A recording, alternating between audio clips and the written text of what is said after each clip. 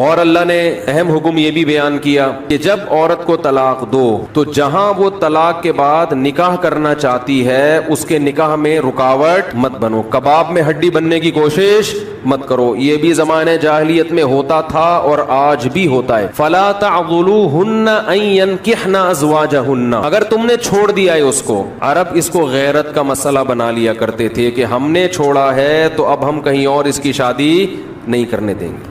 ہمارا معاذ اللہ یوں کہتے تھے تھوکا ہوا مال، جیسے آج بھی لوگ کہتے ہیں ہم نہیں کسی کہیں اس کو نکاح کرنے دیں گے۔ اس سے بھی قرآن نے کیا کیا؟ منع کیا۔ اور اس سے بھی منع کیا کہ اپنی مرضی سے زبردستی اس کا نکاح بھی مت کراؤ طلاق یافتہ کا۔ ینکحن ازواجہن، اپنے سلیکٹڈ شوہر سے نکاح کرنا چاہتی ہے تو تم کباب میں ہڈی بولو نہیں بنو، یعنی اس کو یہ رائٹ ہے کہ وہ جہاں چاہے نکاح کرے۔ یہ بھی خرابی ہے آج کل بعض علاقوں میں، یہ خرابی ہے کہ بیوہ کو یا طلاق یافتہ کو نکاح تو کرنے دیتے ہیں لیکن بعض علاقوں میں دستور ہے نکاح ہمارے ہی خاندان میں ہوگا، آپ ہمارے خاندان سے باہر نہیں جا سکتی۔ اس کو بھی قرآن نے کیا کیا؟ بولو ختم۔ نکاح بھی سے بھی نہیں روک سکتے اور نکاح بھی وہاں ہوگا جہاں آپ نہیں بلکہ یہ چاہے گی۔ اس میں اللہ نے عمر کی کوئی قید نہیں لگائی، 40 سال کی بیوہ یا طلاق یافتہ ہو، 50 سال کی ہو، 55 سال کی ہو، یہ تمہارا ہیڈ ایک نہیں ہے، تمہیں زیادہ ٹینشن لینے کی ضرورت نہیں ہے۔ لوگ بڑی ٹینشن لے رہے ہوتے ہیں کہ تمہیں ضرورت کیا ہے، اب 4 بچے ہیں تمہارے، 5 بچے ہیں، اس عمر میں تمہیں شادی کرتے ہوئے شرم نہیں آتی؟ چھوڑو بھائی، کیا ضرورت ہے؟ تو اللہ فرماتے ہیں کہ تمہیں ٹینشن لینے کی ضرورت بولو یہ اس کا ہیڈ ایک ہے، یہ تمہارا ہیڈ ایک نہیں ہے۔ جیسے کوئی 4 شادیاں کر رہا ہے تو اس کا ہیڈک ہے نا، آپ کا ہیڈک تھوڑی ہے یہ۔ آپ پتہ نہیں کیوں پریشان ہیں، مفتی صاحب کو کیا ہو گیا، وہی ان کا ہیڈک ہے، آپ کا ہیڈک نہیں ہے یہ۔ میں اپنی بھی درمیان میں لگا دیتا ہوں نا۔ تو ہر ایک کے ہیڈک ہم نے پالے ہوئے ہیں، وہ یہ کیوں کر رہا ہے، وہ یہ کیوں کر رہا ہے، وہ کم عمر سے شادی کیوں کر رہا ہے، وہ بڑی عمر سے شادی کیوں کر رہی ہے، یہ ہوتے ہیں نا لوگوں کے مسائل۔ اس نے یہ کیوں کر لیا؟ ایک خاتون نے مجھے بتایا کہ وہ ایک دفعہ بیوہ ہوئی، اللہ کی قدرت دوبارہ شادی، دوبارہ بیوہ ہو گئی۔ تیسری دفعہ جب ان کی شادی ہو رہی تھی لوگ مذاق اڑا رہے تھے، بس کرو یار 2 دفعہ بیوہ ہو گئی، اب آرام سے بیٹھو۔ اب وہ بیوہ تو کوئی بھی ہو سکتا ہے، جوانی میں بھی عورتیں بیوہ ہو جاتی ہیں۔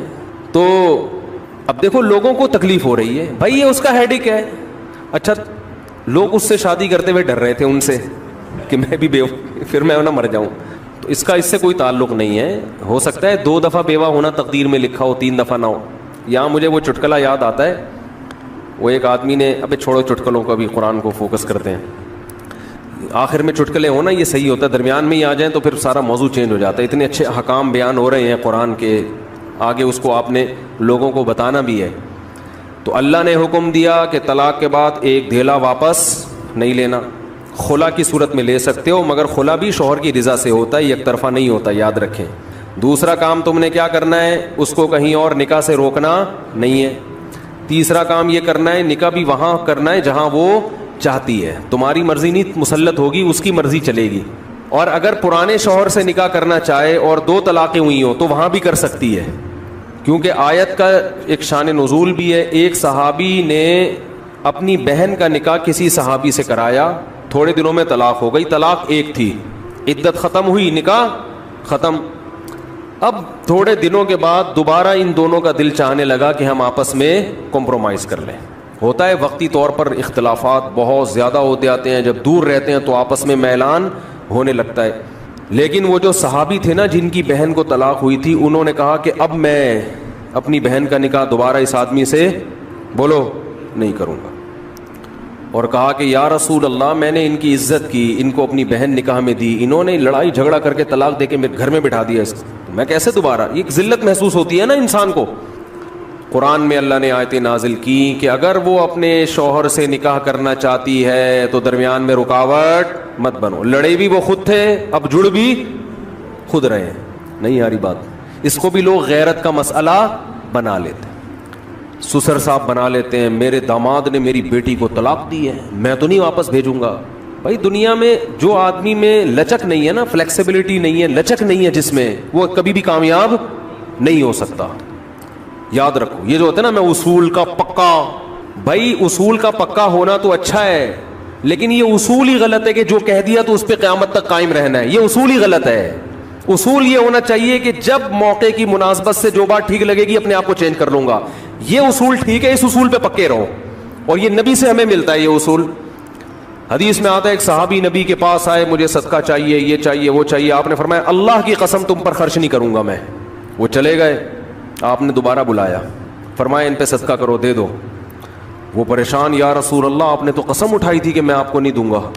آپ نے فرمایا من رأى على یمین فرأى غیرها خیرا منها فلیکفر عن یمینہ, کہ جو شخص کسی بات پہ قسم اٹھا لے, جائز بات ہو, کوئی اگر حرام پہ قسم اٹھائی وہ تو بچنا لازم ہے نا, کہ میں گناہ نہیں کروں گا, وہ تو ویسے ہی حرام ہے. جائز کام, صدقہ تو جائز ہے نا, بلکہ ثواب ہے. فرمایا کوئی کسی جائز کام پہ قسم اٹھائے, پھر بعد میں اس کو خیال ہو کہ مجھے قسم توڑ دینی چاہیے, اس کا مائنڈ کیا ہو گیا, چینج, تو اسے چاہیے قسم توڑ دے اور کفارہ ادا کر دے, اس قسم پہ قائم بولو نہ رہے. قسم پہ جب قائم نہ رہنے کا حکم ہے تو بغیر قسم کے میں نے جو بول دیا بس وہ پتھر پہ لکیر بن گیا, یہ تو پاگل اور گدھے ہونے کی علامت ہے. قسم بھی اگر کھا لی ہو تو بھائی اس وقت یہ خیال تھا کہ نہیں دینا, اب زمینی حقائق کہہ رہے ہیں کہ اس کو دینا ہے, تو اب قسم توڑو, کفارہ ادا کرو اور دے دو. بات نہیں آ رہی میرا خیال ہے. یہ کس کی سیرت ہے, نبی کی. نبی سے زیادہ کسی کی پکی زبان ہو سکتی ہے, لیکن ایسی لچک سکھائی ہے کامیاب بننے کے لیے کہ یہ نہیں کہ جو کہہ دیا تو وہ پتھر پہ لکیر. گراؤنڈ ریئلٹی کے لحاظ سے, ماحول کے چینج ہونے کے لحاظ سے آپ نے اپنا رویہ کیا کرنا ہے, چینج کرنا ہے. اس وقت آپ کی رائے یہ تھی, اب آپ کی رائے وہ ہے, کیونکہ زمینی حقیقت بھی چینج ہوتی ہے اور انسان کی نالج بھی چینج ہوتی ہے اور انسان کی رائے بھی چینج ہوتی ہے. بعض دفعہ نالج چینج نہیں ہوتی, انسان تانے بانے ملا کے ایک رائے قائم کرتا ہے, بعد میں اس جب اور گہرا سوچتا ہے تو اسے لگتا ہے کہ وہ رائے ٹھیک نہیں تھی, تو وہ اسٹیٹمنٹ اس کا کیا ہو جائے گا, چینج. کوئی بات نہیں, دن میں 100 دفعہ چینج ہو جائے. ناکام وہ ہے جو کہہ دیا تو اڑ گیا, بس کچھ بھی ہو جائے. اب دیکھو, ایک آدمی آپ کو مستحق نظر نہیں آ رہا تھا, آپ نے کہا اللہ کی قسم تجھے میں صدقہ نہیں دوں گا, تو فراڈی ہے. بعد میں پتہ چلا نہیں فراڈی نہیں ہے, آپ کو نہیں, میں نے تو بول دیا تھا میں نہیں دوں گا. بھائی اب فراڈی ہونے کی بیس پہ نہیں دے رہے تھے, تو اب پتہ چل گیا یہ فراڈی نہیں ہے. بعض دفعہ پہلے بھی پتا تھا فراڈی نہیں ہے, اب بھی پتا ہے نہیں ہے, لیکن پہلے خیال تھا کہ نہیں دینا چاہیے, اب خیال ہے کہ دے دینا چاہیے, تو رائے چینج کر لو. بہت مشکل ہے. اور گھریلو جھگڑوں میں تو میاں بیوی کی طبیعت میں اگر لچک نہیں ہے نا, 4 دن بھی ان کا رشتہ نہیں چل سکتا. یہ تو مجھ سے ابھی لکھوا کے سگنیچر انگوٹھے لگا لو, جیسے سبزی والے نے ٹھپے لگائے تھے انگوٹھے لے کے گھوم رہا ہوں, لیکن آپ انگوٹھے نہیں, آپ مجھے پکڑ لینا, میں کہاں بھاگوں گا. وہ جب بھی انگوٹھے کی بات آتی ہے مجھے وہ سبزی والا یاد آتا ہے جس کو میں نے بزنس کے لیے پیسے دیے تھے, اور اس نے ایمانداری میں اسٹیمپ پیپر پہ اپنے انگوٹھے لگا کے دیے تھے. جب وہ پیسے لے کے بھاگا تو 3 سال میں نے وہ انگوٹھے سنبھال کے رکھے. اب لوگ مجھے کہتے ہیں نا, وہ فلاں آدمی کو میں اتنے کروڑ روپے دے رہا ہوں تو اتنا ایماندار ہے, میں تو اسٹیمپ پیپر پہ لکھوا رہا ہوں اور انگوٹھے بھی لگوا رہا ہوں. میں کہتا ہوں یہ انگوٹھوں کا تذکرہ میرے سامنے مت کیا کرو, انگوٹھوں سے کچھ بھی نہیں ہوتا. بندہ اگر 2 نمبر ہے, اسٹیمپ پیپر بکری کو کھلا دینا, کسی کام کا نہیں ہے یہ اسٹیمپ پیپر, عدالت سے بھی نہیں نکلوا سکتے. سمجھتے ہو, لکھوایا کرو ضرور, لیکن اس سے ہوگا کچھ بھی نہیں. عدالت انگوٹھا دیکھ کے بولے گی بس ٹھیک ہے انگوٹھا, اب انگوٹھے کو پکڑ کے جیل میں ڈال دو, بس انگوٹھے کو دیے تم نے پیسے. بندہ تو پکڑائی میں آئے گا ہی نہیں, آ بھی گیا تو کچھ بھی نہیں کر سکتے. عدالت کہے گی دیے کیوں تھے. تو پیسہ دینے سے پہلے 100 دفعہ سوچا کریں. خیر, تو کیا بات چل رہی تھی, ابے انگوٹھے کی بات کہاں سے آئی. ہاں, لچک پیدا کرنا چاہیے. میاں بیوی کا رشتہ تو ایسا ہے کہ اگر آپ کہنے کہ جو میں نے کہہ دیا بس وہ کیا ہے, آرڈر از آرڈر, تو بھائی اس کا مطلب آپ میدان جنگ میں کھڑے ہوئے ہیں, دشمن کی فوجیں آپ کے سامنے ہیں, اور آپ ایک فوج کی کمانڈ کر رہے ہیں کہ گولی چلانے کا آرڈر دیا تو کیا کرنا ہے. یہ گھر ہے, یہ میدان جنگ بولو نہیں ہے. یہاں آپ کا اسٹائل یہ ہونا چاہیے, آپ نے بیوی کو آرڈر دیا, گراؤنڈ ریئلٹی یہ کہہ رہی ہے کہ بھائی میرا روب اس پر بیٹھا ہوا ہے اور وہ پکوڑے بنا کے خود ہی کھا رہی ہے, آپ کو ایک لقمہ بھی نہیں کھانے دے رہی. آپ غصے میں آئے, آپ نے کہا بیگم مزید پکوڑا اگر کھایا نا تو گراؤنڈ ریئلٹی کہہ رہی ہے کہ اس دھمکی سے یہ پکوڑے کھانا چھوڑ دے گی نا. لیکن آگے اس کا ایٹیٹیوڈ آپ نے دیکھا, اس نے کہا تو کیا کر لے گا, فوراً وہ کرچلی اٹھائی, تو کیا کر لے گا, فوراً لچک پیدا کرو. بولو تو صبر کروں گا اور کیا کروں گا. یہ کامیاب, یہ گھر کیا کیسے چلے گا, یہ رشتہ جوڑا رہے گا. اگر آپ نے اس کے ایٹیٹیوڈ دیکھ کے, اس کی پیشانی پہ سلوٹیں دیکھ کے اپنی دھمکی کو واپس نہیں لیا تو یہ گھر کیا ہوگا؟ پکوڑے تو کھا لو گے آپ لیکن آپ کے بچوں کی ماں مارکیٹ سے شارٹ ہو جائے گی. تو اس میں گھر کے اندر کا اصول لچک, کامیاب آدمی وہ. ہاں ناقابل برداشت کوئی معاملہ ہو جائے تو ایک الگ بات ہے. تو اللہ نے کیا حکم دیا کہ اگر ڈیورس ہو گئی ہے پھر دوبارہ ملنا چاہتے ہیں تو کباب میں ہڈی بولو مت بنو, ملنے دو ان کو, کوئی مسئلہ نہیں ہے. ہاں یہ قرآن نے کہا ہے کہ اس شرط میں ملیں کہ ان کا اپنے بارے میں یہ خیال ہو کہ دوبارہ وہ جھگڑے نہیں کریں گے. ایسا نہ ہو ملتے پھر وہی ٹینشنیں شروع کر دیں, اب دوبارہ اپنی اصلاح کر کے آئیں کہ بھئی اب ان ماضی کے قصوں کو چھیڑنا نہیں ہے. لیکن یہ ایک یا دو طلاقوں کے بعد ہے, 3 طلاق کے بعد نہیں مل سکتے جب تک کہ کہیں اور نکاح نہ ہو جائے اس کا. تو خیر قرآن مجید میں اس میں اللہ نے یہ بھی حکم دیا وَلَا يَحِلُّ لَهُنَّ أَن يَكْتُمْنَ مَا خَلَقَ اللَّهُ فِي أَرْحَامِهِنَّ.